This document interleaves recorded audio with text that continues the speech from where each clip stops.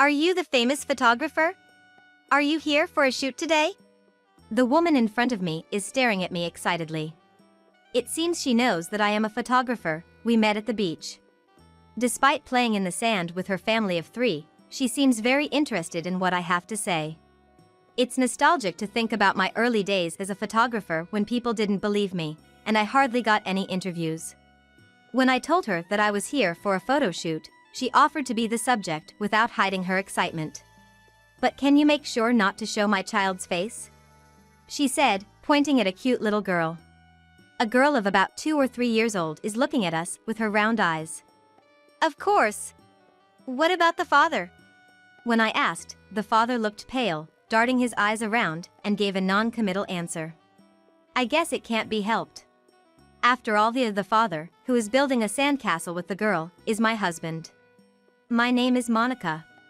I am a 30-year-old freelance photographer. I often get called for school events and weddings in the neighborhood. I capture moments filled with smiles and friendship and convey them through my photos.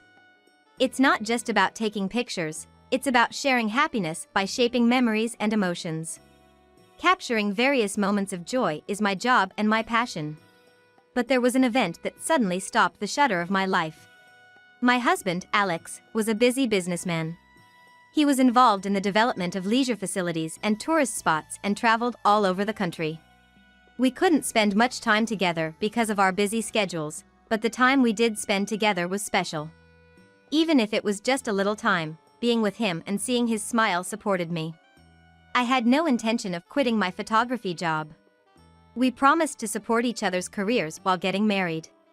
Taking that as a cue, I started looking for ways to work from home even for photography. First, I posted landscape photos and portraits of people who gave permission on social media as a portfolio. By showcasing my work in virtual galleries like online photo exhibitions, not only publishers and peers in the photography industry but also general users widely interfered, which worked well, and my followers increased rapidly. Since live streaming was possible on social media, I started doing talk shows and explanations about the photos I took and started making money. I share the stories and techniques behind the photos while sharing the photos I took. Communicating through photos is fun and rewarding. I was as active in public relations on social media as I was in going out and taking pictures, and my follower count increased steadily. Alex was still on business trips, so I spent more time with my in-laws, but fortunately, they were interested in my social media activities. I became closer to them by teaching them how to use smartphones and social media, and they often come to see my photos and live broadcasts. Both are very nice people, and even when my husband is on a business trip, I don't feel lonely and spend fulfilling days. However, there was a significant void in our lives. That is, we didn't have children. We took tests many times, but we couldn't have children. Both of us wanted children, so the fact that we couldn't have children for several years after marriage cast a subtle shadow over our relationship.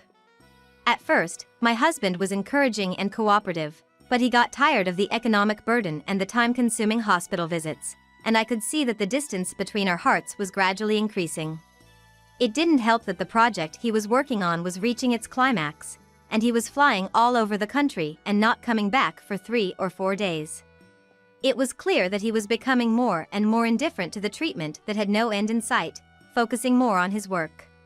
He started to show less consideration for me, who couldn't conceive, and started to talk more about his work.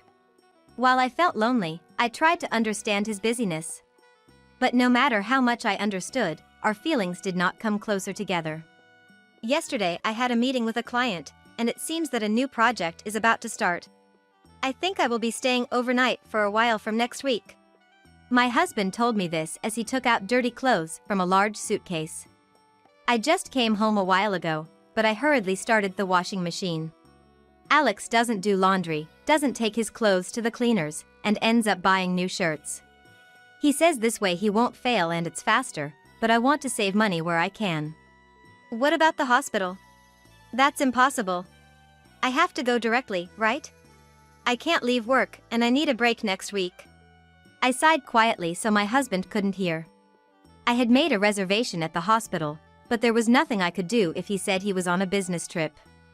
I didn't want to cause trouble for my husband's company, and I was happy that his work was being appreciated. I didn't want to get in the way. But I'm also busy and it's tough. You are also going out for a shoot, right? Let's both do our best at work. Yes, Alex, take care of yourself too. I swallowed my words even though I was casually refused. Maybe Alex doesn't want children anymore. But I was too afraid to ask if that was the case. Should I accept this silently, or should I bring it up indirectly? My indecision was messing with my mind. I was good at conveying people's joy and sorrow through my camera. But now, I spend my days without noticing my own feelings. I felt like I was slowly being trapped inside the frame of a photograph. One day, I received a letter with a famous resort company's logo on a nice white envelope. It didn't seem like just a direct mail, so I hurriedly opened the envelope. Inside was a voucher for a luxurious hotel by the sea. And it seemed to be worth an amount for 3 people. I wondered why this was sent to me, and I felt a fluttering in my chest and immediately went to my husband. Alex, this came, do you know anything about it? Of course, I was not accusing or suspecting him. I was careful to ask naturally without sounding sharp. Alex stopped reading the newspaper and looked at me. He was expressionless, but he slightly narrowed his eyes and glared at me. I had never been looked at like that before, so I couldn't hide the sinking feeling in my chest. Oh, that. A colleague couldn't make it, so I made the reservation instead, and it was delivered here. It's nothing strange, so give it back quickly. He reached out his hand. Without saying anything, I handed over the envelope and voucher, and Alex quickly snatched it. However, when he looked at the addressee, he clearly looked uncomfortable and looked back at me. This is addressed to me, right? Don't open it without permission. I was taken aback and hurriedly apologized. However, my husband, who works in sales, often receives various direct mails as a greeting. I was surprised that he was upset because I had been casually disposing of the ones that came to the house. I'm sorry, I didn't know if it was a direct mail, so I just checked. I'm here today, so you could have asked, right? Alex took the envelope to his room, and I couldn't inquire any further about the ticket. I was a little unconvinced about why he needed to book a ticket for his colleague, but I had no choice but to accept Alex's explanation. However, less than half a month later, another incident occurred. It was April, just before the long weekend. There was a memorial service scheduled at my in-laws' house, but suddenly Alex said he had to go on a long business trip. I was initially at a loss for words. A business trip? During the long weekend? In my line of work, I often get requests from families for landscape photos. But I had already taken time off for the memorial service. Not just for freelancers, but generally, companies are supposed to be off during the long weekends. At least, Alex's company usually is.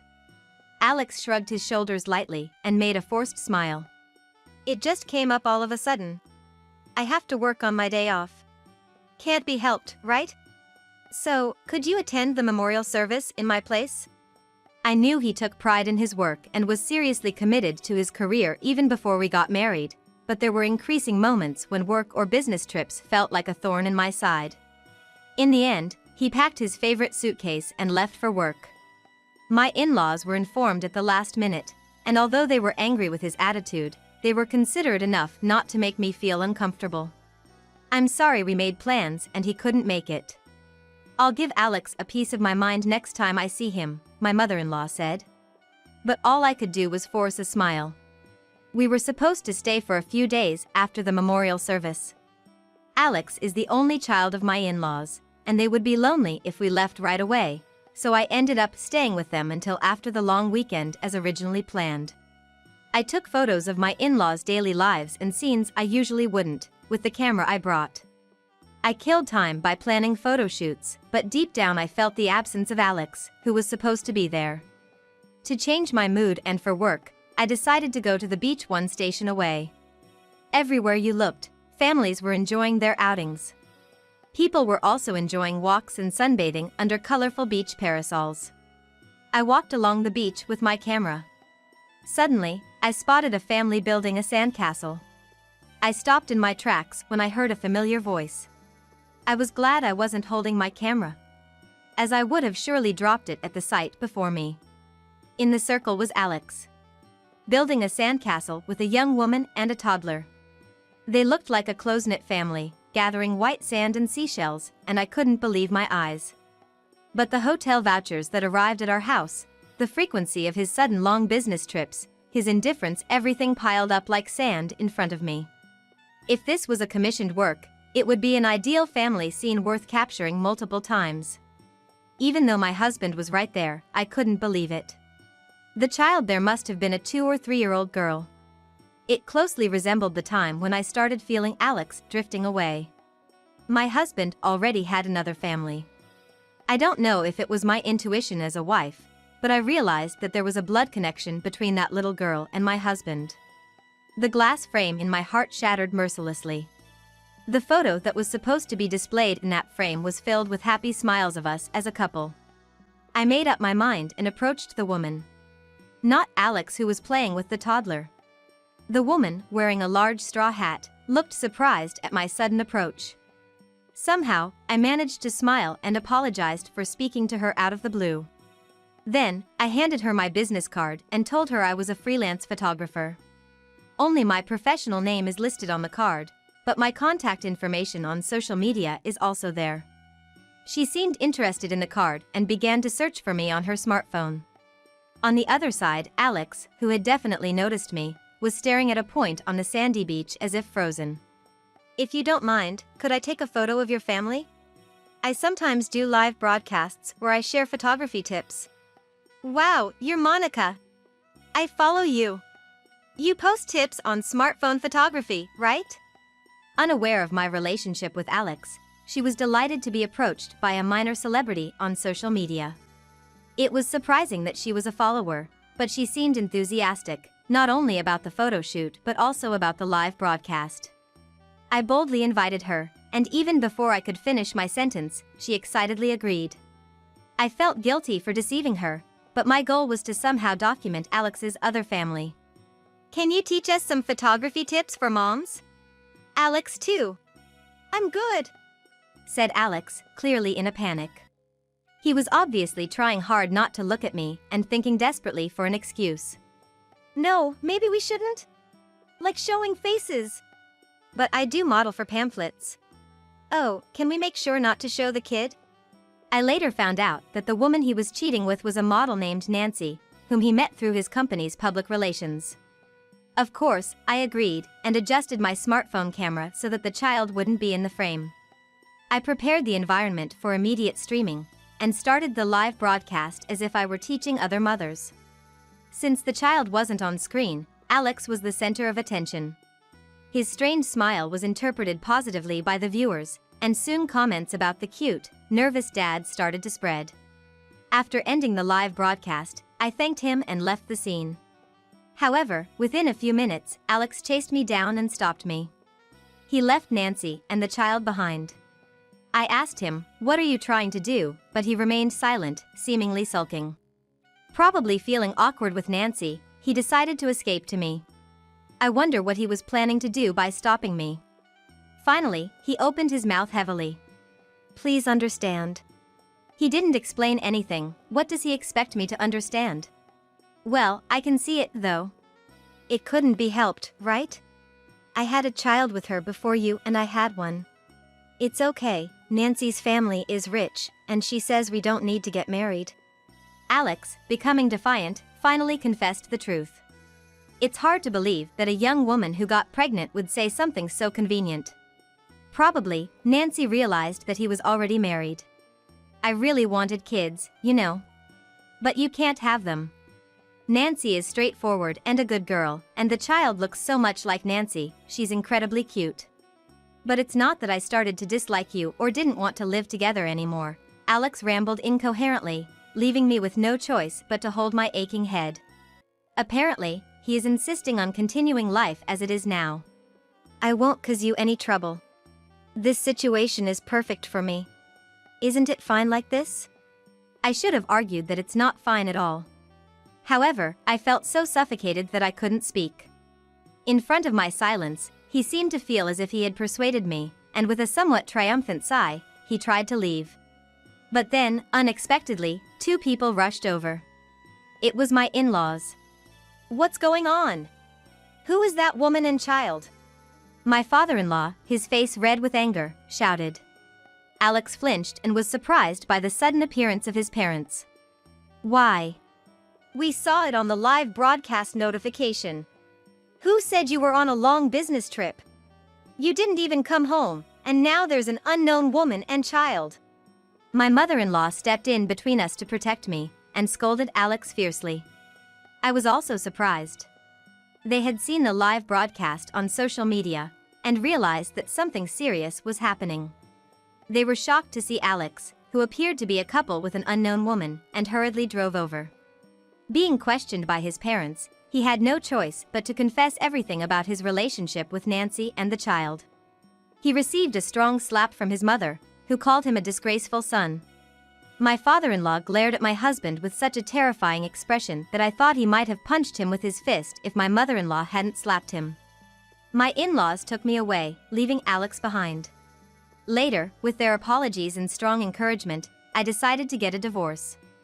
Alex and his mistress, Nancy, had a thorough discussion about their affair, and I received compensation for the emotional damage caused by them, which seemed to settle the matter temporarily. However, as I hired a lawyer and started divorce proceedings, various facts came to light. First, Nancy was fully aware that Alex was married. The fact that she got pregnant was understanding, and even said it was not necessary to get married, indicates that she was somewhat prepared to be in a relationship with a married man. She probably didn't bring up any issues not only because of money but also because she wanted to keep him as long as possible. On the other hand, she seemed genuinely unaware that I was the other person involved. When she found out that I was the one she had been following on social media, she was outraged and blocked me on all my accounts. Not only that, but she also started defensively posting on various message boards, which ironically only made it public that she was the mistress, causing me to receive an outpour of sympathy. She apparently also caused trouble at her parents' house because of the child she had with a married man. Being kicked out and almost losing her home, she audaciously thought about moving into my in-laws' house.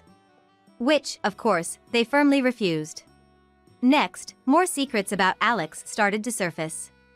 As I continued the investigation for the compensation claim, it turned out that there were countless women around him. In fact, he had been having affairs every time he went on a business trip, and there were multiple mistresses with whom he had relations several times. Some of these mistresses were found to be engaged or married. I decided to send the data of the live stream in question. A little investigation would reveal that I, the legal wife, was the one broadcasting, and the people shown were Alex's mistress and their child. As a result, the women who were deceived into thinking he was single and the husbands who had their wives stolen were enraged and stormed Alex's place. He faced lawsuits from all directions, including me, and had no choice but to accept them all. As more and more new facts came to light, Nancy unexpectedly took the child and ran away. She probably chose to escape from her relationship with Alex out of disgust. The uproar Nancy caused on social media eventually died down, and her account disappeared, so I decided to let her go. However, considering her character, which proudly posted about the affair on social media, it was unlikely that she would just disappear after deleting her account. As expected, Nancy started using a completely different account. However, she kept posting as if she were the victim of a tragedy, which led to her being easily identified and receiving backlash. After that, whenever things got tough, she would delete her account and create another one, reviving herself like a phoenix. Even Nancy abandoned Alex, who, in the end, seemed to have planned to rely on my parents-in-law. However, when they found out that he had multiple mistresses, they were even more furious. Without apologizing to anyone, he just clung to them for help out of desperation, which led my in-laws to make the decision to cut ties with their son. After the affair scandal, my husband was left with a considerable amount of compensation to pay. As legal proceedings progressed, inquiries from the mistresses and their husbands started flooding the company, complicating the situation even further. Moreover, this was not the worst outcome. The unprecedented scandal of exposing the child with the mistress on social media spread rapidly during a business trip. and the reviews of the company-related facilities were filled with comments of shock and anger. The loss of trust due to the backlash spread both internally and externally, prompting the management to urgently implement countermeasures. However, since they were not familiar with handling online backlash, they were forced to hastily consult with experts and create a communication strategy. On the other hand, they were also working hard to provide accurate information to the employees and bring an end to the confusion. In the wake of this online scandal, a lot of inquiries and criticisms came from both inside and outside the company, and Alex's reputation plummeted rapidly. He became someone to be avoided at work, completely isolated within the company. In the uncomfortable atmosphere, the company quickly wished for his resignation, and Alex had to look for a new job. Technically, he was always able to do his job without any problems, and he had a good track record in sales. He was liked by the older generation who do not use social media, and he was quickly blessed with a new job. However, a person's basic nature does not change. Within half a year, he seems to have caused one trouble after another, such as making a pass at the director's wife or trying to expense the cost of a hotel he used on a business trip. He got fired, joined a new place, caused chaos in relationships there, got fired again, and now he seems to be in a loop of getting kicked out everywhere and moving from one church to another. On the other hand, even after the divorce, I still have a relationship with my ex-in-laws. They were always considerate, which has allowed me to live a peaceful life. The fact that I could end my relationship with Alex and start anew is all thanks to the support of my former in-laws. After the divorce, for a while, I found it painful to even take pictures of children. Although my ex-in-laws must have felt betrayed and hurt by their son, they made a conscious effort to show a harmonious front and support me. They made a lot of effort to help me believe once again that my relationship with Alex was not everything about our marriage. One day, I took a photo of my ex-in-laws having a calm conversation. I plan to make this photo the main feature of my upcoming online exhibition. They were quite embarrassed, but I think they will be happy in the end.